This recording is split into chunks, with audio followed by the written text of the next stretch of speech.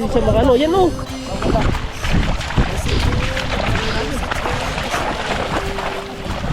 Ayan o. Grabe yan. Ayun na, yan na, yan na. Ayun na, huli mo bro. Okay. Yan na, di na mahuli.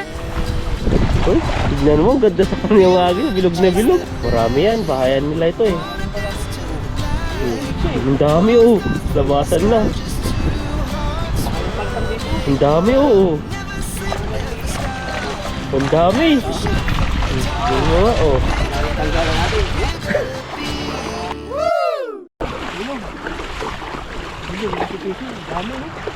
Ang dami mo oh. Habulin mo. Yun oh, grabe, ang dami oh. Pag lang madapa, siguradong ano yan, bukol yung aabutin mo yan. Mabubulang tayo. Ayan ako. Ayun yun, ang laki yun ah. Uy, karapaan, laki.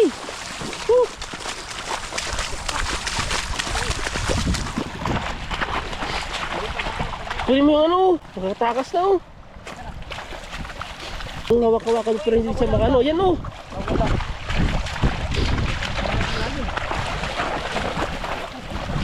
Ayan oh. Saan na? Ayan na. Ayan, nakawala eh, saan na? Dumilim na, wala na. Saan na yun? Grabe ah. Ayun na, yan na, yan na. Saan na, huli mo bro. Okay, yan na, di na mahuli, yan na. Kaya mo ba, yan oh. Grabe yan na. Grabe, mahuli tayo karpa. Laki oh. Grabe. Hiningal tayo. Hiningal ka na. Buti na sa bababaw siya, tabog natin. Muntik na nga siyang makatakas doon no. Bago pala po tayo mangingisda. Bago tayo, hiningal tayo. Hiningal ka na yan. Patay yung battery natin. Kaya, buti na tayo pakitan ng battery. So, ano po At yan no, laki no. Pwedeng pwede na. Naiwan pa yung timba doon no, layo. Maghabol. Oh, saan ka pa? Ating battery. Mainit kasi. Ayan. Fishing time tayo. Yun na sa timba. Lagi ko sa picture no. Oo, pwede. Para mabuhay pa siya. Simula dito. Hindi tayo. Wasak pala yung ano ko eh, pang-sig pa ko. Sayang yung nakatakas yan. Kaya pala ano marami natin mga kalahati. Oh, magay ka pala yan. Oo, pabukod. Yan, bulok. Ang laki yan. Tubo pa yan. Picture natin ito. Laki, back pa tayo. Hindi pa tayo nag-umpisa. Back pa tayo. Silid na agad. Pwedeng pwede na eh. May ano po siya, 3 kilo. Mga dalawa. 3. Oo. Saan ka pa? Baldo. Hagis pa lang eh. Ahagis pa tayo, nabagdagan natin tilapia. Ano pa lang eh, pagpasok pa lang natin sa ilog ay swerte na.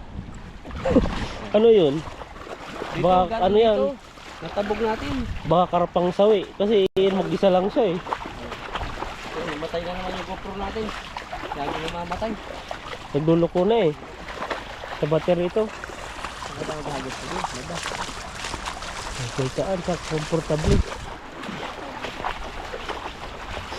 Doon na lang tayo, banda doon.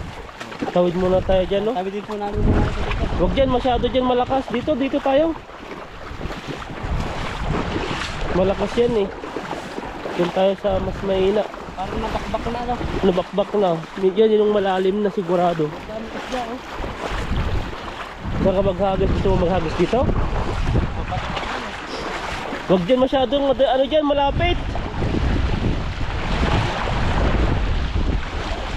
Kamadala dyan eh.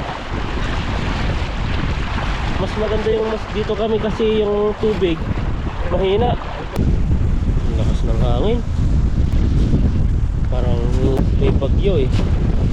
Hindi masyadong ano yung buses natin. O, pag tinanggal mo na yung music wala na eh. Mahangin na lang po dito sa ilog. Tatagos tayo dito. Parang pinabagyo.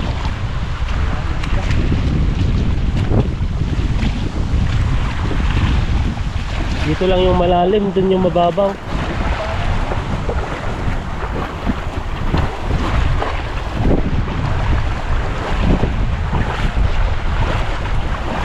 Yan no. Sige pa, dun pa. Parang di mo na ano yung hangin no. Oh, tignan mo. Hagisan mo dyan. Ang babaw. O yan na, pwede dyan. Tatangal yung lambat natin. Tatangay eh. Kanin mo muna yung hangin. Uy, tignan mo, ganda sa kanin yung hangin. Bilog na bilog. Tatangay eh. Dapat hanggang doon yung hangin natin. Ano eh. Wala tayong magagawa eh. Kalabayan yung hangin. Meron din. Oh. Marami yan. Bahayan nila ito eh. Ngayon pala ko ito. Oh. Nanginginig siya eh. Ang dami oh. Labasan na. Baka yung palpan dito. Ang dami oh. Parang liit. Ang dami. Yun mo nga oh. Maraming tanggalan natin. Ang layo. Ihuli yan. Mabihira mo ka magsago rito kasi minsan babaw, minsan lalim, nakakatakot. Hindi namin kabisado yung ilog. Hindi kami masyadong nagpipising sa ano. Pero dami pala oh. Diyan no, sa ano, sa kangkong ay damuhan. Dito oh, pwede na dito. Hindi mo lang kung may ahas. Wala yan. Takot sila sa'yo. Tapos kaitan. Hindi mo na mahanap yung tilapia dyan pag nasiksik na. Garami po yung ano. Pag nadigpi pala, pantay yung ilalim. Digpi. Ang digpi sa amin na sinsin. Nasinsin na. Parang na, yung parang ano, siksik na siksik. Sa digpi. Likpi. Pero marami po akong masalita sa probinsya namin na parang na ano lang, hindi ko na nasasabi. Kasi lumaki ako sa Quezon, tapos sa Bicol yung tatay ko, nanay ko Quezon. So mas ano ako sa Quezon, pagka-graduate ko ng 16 years old sa high school, ano ako Manila, tapos Cavite na. Aga ko nagtrabaho, 17. Oo, tignan mo nga. Ako ang kauna-unahang nakapunta ng Cavite sa magkakapatid sa amin. Dati. O, tapos yun, nakuha na namin na sila. Sunod-sunod si ate, ate Raquel. Trabaho siya sa factory. Sama-sama kami mag-apply noon dati. Grabe pag-apply, hirap. Pero nag-umpisa ako magtrabaho dati. Ang pira ko lang dati, nagpinagkuprahan. Nag-lisan ako, alam mo yung lisan, niyogan. Oo. Nagkuprahan yung tatay ko, tapos yung pinagkuprahan niya, ang ginawa ko, pinulot ko yung mga hindi niya nakuhang niyog. Yun, ang naluto ko noon, pare 4 na araw ako naghanap ng niyog, tapos niluto ko. Na pagpirahan ko nasa 3.5, malaki na po yung 3.5 dati. Laki na yun. Oo. Yung kindi nga, ilang, ano mo nun, dami ng 4 na piraso na ata yung kindi dati na butang ko, yung piso eh. Oo. Tapos yung yung 3.5, binigay ko sa papa yung 2,000. Tapos 1.5 sa akin. Yun, 1.5 lang yung dala ko sa Manila. Lakas ng loob ko. Ako Dati. na mag-isa. 1.5. Tumira ako sa tiya ko. Ginunta ko yung tiya ko. Sabi ko, tiya, mag-a-apply ako sa sa Manila. Gusto kong trabaho. Tapos yun, nakapasok agad ako sa palengke nun. Tagabalat ng bawang. Naka 2 months ako dun. Tapos yun, nakaipon ako dun sa palengke. Magkano sa balat ng bawang dati? Ang isang araw ko, 100. Walang Dati. di-off. Nakadalawang buwan ako. Pero pakain naman. Sa palengke yun. Tapos nakaipon ako ng 2 months, pumunta ako ng Cavite. Yan, sa tiya ko naman ang isa. Kaya tiya B. Tapos yun, nag-apply ako. Nag-apply lang. Hindi ako nagkap sa factory. Pahit na pahit ako eh, haba ng baba ako eh. Butot balat, yung buto ko rito nalabas. Tapos yun, unang tanggap sa akin sa Walter Mart. Ang uniform namin, hanggang dito short, tagabag ng mga pinamili ng Walter Mart. Grocery yun eh. Oo. Grabe yung ko doon, yung hiya ako dati. Kasi nakapag ko lang, tapos ang ganito ko dami piglat. Kasi niyugan kami. Dami sugat-sugat dati. Pero tiniis ko 6 months. Sunod doon sa SM Dasma, yan na, bagger pa rin. Tapos yun, sunod-sunod na, naging ako, mga salesman na, tapos factory, yan, hanggang sa marami na ako nakilala mga kaibigan, mga supervisor. Yan. Una lang naman mahirap no. Simula lang yan. At saka yung minsan kasi naunahan tayo ng kaba. Oh, yun. Kaya yung mga iba, ay di ko kaya. Pero pag sinubukan mo talaga, dun yung dun yung magsisimula yung utak mo na at saka yung katawan mo. Lakas na loob talaga. Grabe yung ginawa ko dati, yung magkaroon pera ko dati. Kita nasabit ako sa jeep para makapasok lang. Survive. Pero 6 months, tapos nare-regular na ako sa factory. Kagawa ng bike. Kasi sa Cavite yung mga ano, factory, pinakmaraming factory. Laguna. Laguna. Oo, pero wala pa rin maipon. Basta pagsasahod, pambayad na ng dorm, tapos pagkain. Doon naikot lang yung Magkano dati ang ano dati? Ha? Sa per day dati doon? Ang ano? Per day. Ang per day dati, 135 sa probinsya eh. Nabot ako mo, 195 eh. Una pala, 195. Pero survive doon. Pero kasi ano, luto eh dati eh. Luto. Galunggong, yung gamit na gamit. Hindi pa mahal dati ang galunggong. Lugar. Ito mo lang yun. Yun nga yung pinaka parang pambansang isda sa atin eh. Kasi laging ano eh. Lalim ba? Ang lalim pala yung nagisan mo kanina. Mahangin pala no. Mahangin. Baka hindi mo na mayagis yan. Atras ka muna saglit. Yan. Yan. Nagisan mo bro.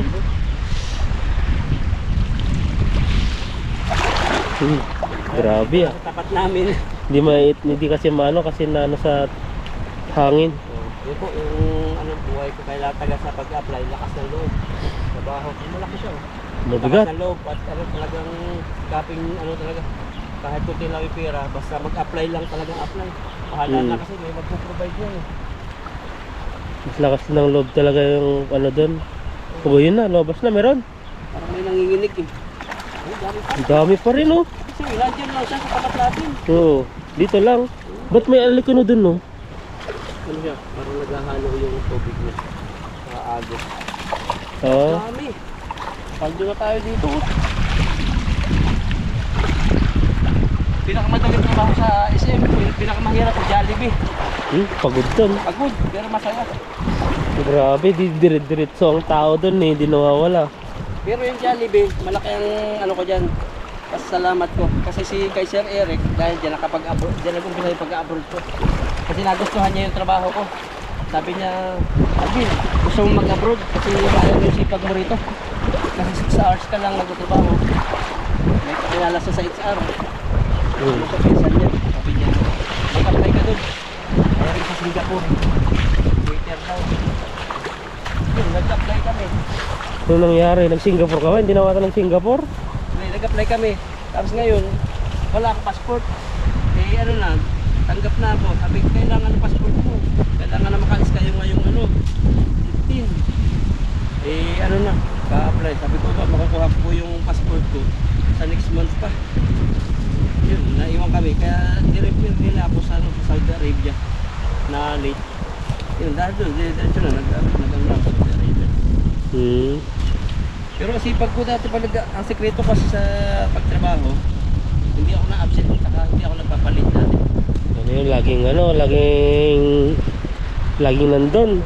So yun kasi ang ano, ang sekreto ng HR, kahit gano'n ka kasipag, pag may late ka, hindi ka mariregular. Kailangan wala kang late absent. Yan ang batayan nila para ma-regular. Marami pala no. Tapos late ka umuwi. Sa Jollibee kasi ang daming thank you, butiway niyan eh. Sobrang busy ka din nun. Pagkatapos mo yung alas 6, makakauwi ka na yan, 7, 7:30. Paglilinis, walang bayad.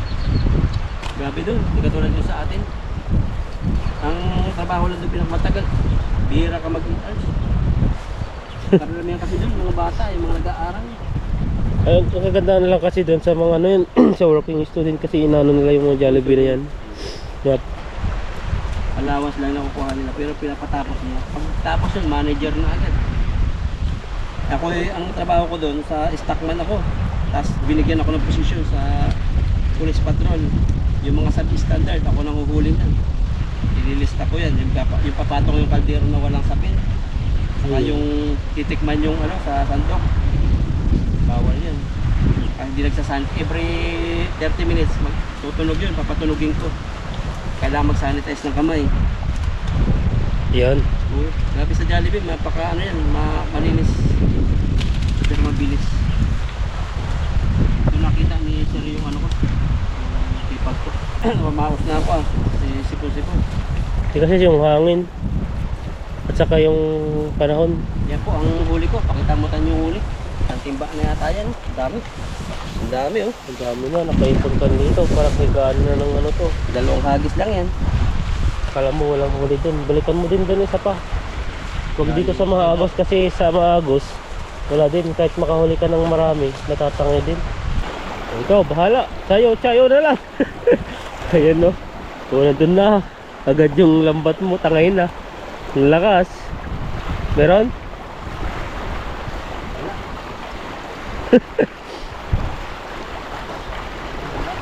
Hindi ko alam. Ikaw nagkakano dyan eh. Meron, isa. Dalawa. Liliit. Nakatakas pa oh. Kuha na. Ha? Hagis pa isa doon.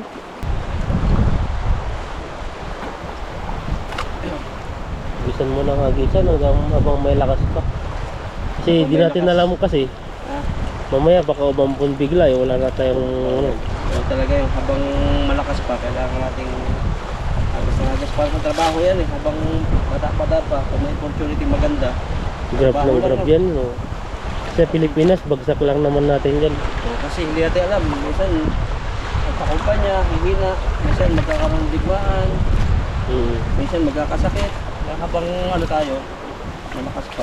Yung mga tao kaya sa Middle East, yung mga pamilya sa Pilipinas, Nag-aalala yun. hindi pa nag-aalala ba sila o nag-aalala sila sa padala nila? Yun lang. Nag-aalala. Kasi may napalo ko dun sa Facebook data eh. Sabi nila dapat mag-alala kayo sa kanila kasi nasa ano sila, nasa digma, ano yan eh. Nasa ganoon nga sa sitwasyon na yan. Kasi minsan magbawal po kayo magbanggit sa YouTube eh, baka may strike. Kaya ayun. Ang Nadilaw yung ano, yung Dilaw ba? decision, walang ads. ang sabi nila na ano daw, wala daw silang padala. Yung ano eh, nasisigawan eh, nasa yung padala mo. Kung wala dito padala at sarado.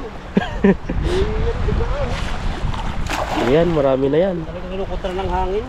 Wala eh, hindi ka makapaghagis ng mais dito, mahangin. Ngayon nga, hindi na siya masyado, hindi na yung sobrang lakas. Sana yung isda, nag-uus-uso dito. Hindi, nakikichismis lang yan eh. Nagbabalak din magtrabaho sa Jollibee yung mga isda. Ang dami ko natrabaho sa Selstar, sa Toys R Us, yan, Rusty Lopez. Dati. Dami ko natrabaho. Pero hindi pa sila higmaigpit dati. Mahigpit, kinakailangan pugi-pugi ka, maganda ron. Mga ganyang ano, Oh, dito mo, ang dami oh. dami ko na rito. Oh, tignan mo nga, yan lang sila oh. Diyan, Oo. tayo lang hagis na ako. Kasi malalim siya dito at saka di mararamdaman yung agos. Opo. Dahil natin dun. Oh, ang laki. Yan laki. Ulahan pa. Hindi ka pa nakakatapos eh. Isipin mo na magkagis.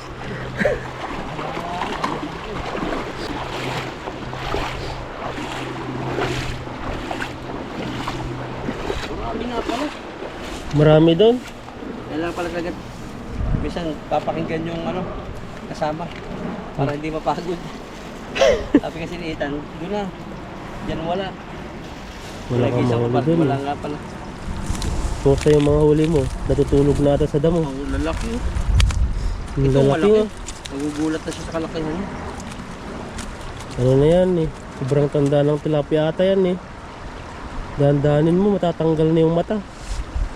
Hindi na siya makakahanap ng forever. Forever na tilapia.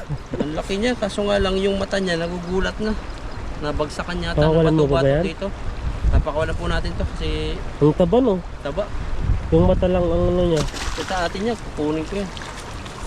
Kasi dito no, sobrang biyaya naman kasi dito sa ilog. Kaya namin po mag-release ng mga buntis, mga maliliit at saka may mga tama sa mata.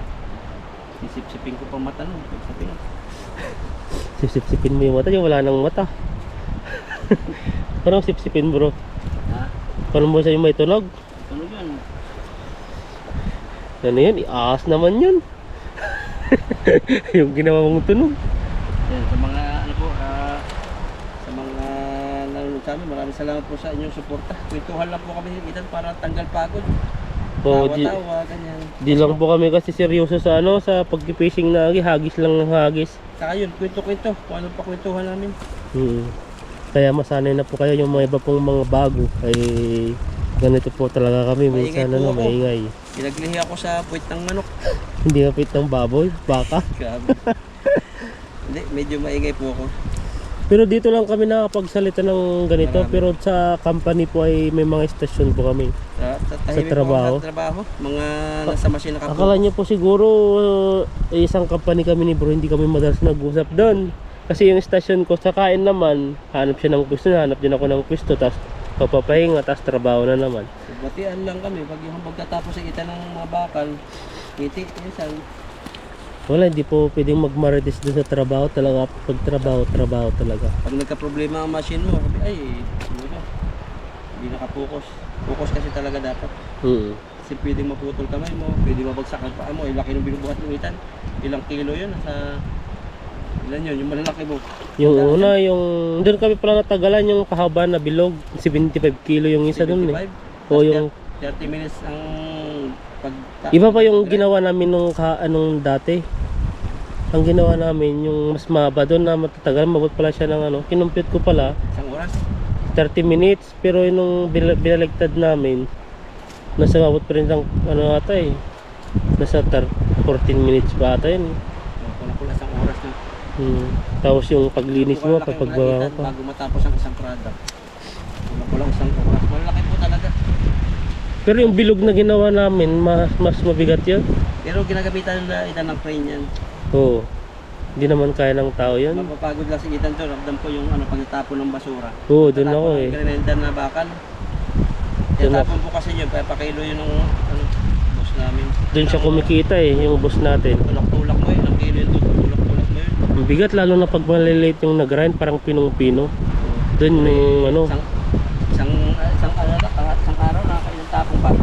hindi ko alam kasi sa isang ano, nagko-compete ko yung ano yung tawag dito yung bakal na ilang piraso, sabihin mong 3 piraso, isang tapon na yon. Yan ay kinuha po ni bro yung ano yung timba. 3 piraso, 3, 4, mga ganun isang tapon na. Depende kasi sa laki. Depende rin kasi sa nagagrind. May mga nagagrind kasing konti lang, may mga grind na marami. Bis pa puno. Sabi na laki po. Ito yung usapang trabaho namin ngayon. Kaya yung pisto ko doon, sobrang init pag ano, pag nagtatapon. Ang init. Bulag. Init nga ito kaya medyo artisan dark skin. Dark skin ba yan? Pero hindi natin nasapo yun, yung mga trabaho sa Pinas. Kita niya walang experience sa Pinas eh, no? Trabaho. Wala, nagsimula ako sa ano, Sa Saudi. sa Qatar. O sa nag-apply ako ng resto. Madali lang kasi yan eh. Kunti ang interview lang naman eh, mga basic lang naman. Gumawa lang ako ng resume kung kahit di ako nagtrabaho doon sa karinderya eh. Tapos basta masagot mo lang yung tanong ng ano, impos. Pinakamadali kasing makaalis sa Saudi Arabia sa Middle East. Kasi maraming on demand kasi dyan ang restaurant. Tapos nag-apply ako dito sa sa Taiwan, wala na akong experience. Ano lang, interview lang, may pasa mo lang yung exam. Tapos interview na, pwede na. Ano talaga yung panahon na about sa trabaho, hindi natin alam kung saan tayo bansa. Kasi mag-apply lang tayo. Yung iba kasi natatakot sila ay napapanghinaan ng loob ay wala akong experience na factory, wala akong experience na machine operator. Kasi may mga ibang company na agency na hindi sila naghanap ng experience kasi dito ka matututo. Kaya ako, hindi naman ako ano dati eh. Hindi ka lang machine operator. Wala hindi naman ako nagtrabaho doon ng machine eh. Ano talaga yan? Basta mag-apply ka. Mag-apply ka. Kasi Swertehan lang talaga. mayroong mga company na rush. Kailangan na ng tao. Patitingan din nila yan yung mas gusto nga nila din sa Taiwan na walang experience eh. Ayaw na nila yung mga ano, yung mga ex-Taiwan. Ayan yun. Gusto na yung mga bago kasi ang mga bago, takot pa yan, takot pang mawalay sa machine. Saka ano, pulid yung gumawa ang mga bago, kadalasan. Although maraming alam yung mga ex-Taiwan, pero mas the best po talagang ano, kinukuha nila ay yung mga bago. Para magaling mag-apoy yung turuan. Ang ano lang po, ang barrier lang po namin din yung lingwahe nila. Kasi mahirap. Magkatatlong taon na ako eh. Wala pa akong masyadong alam na. Ang tagal ko na dito eh. Sa una kasi sa company ko dati puro mga Pilipino. Pero kahit ganun po may barrier na lingwahe, pero yung trabaho ng pulido. Kasi niya sa natatapos ng trabaho. Yan, ito po yung aming ano, huling tilapia, tapos yung karpa, binubuhay doon, yung malaki. Yan, sige po, God bless po sa inyo. Salamat sa inyo suporta sa amin nila kay Ethan at medyo malamig na po. mahangin, uuwi na po kami. Yan, God bless po.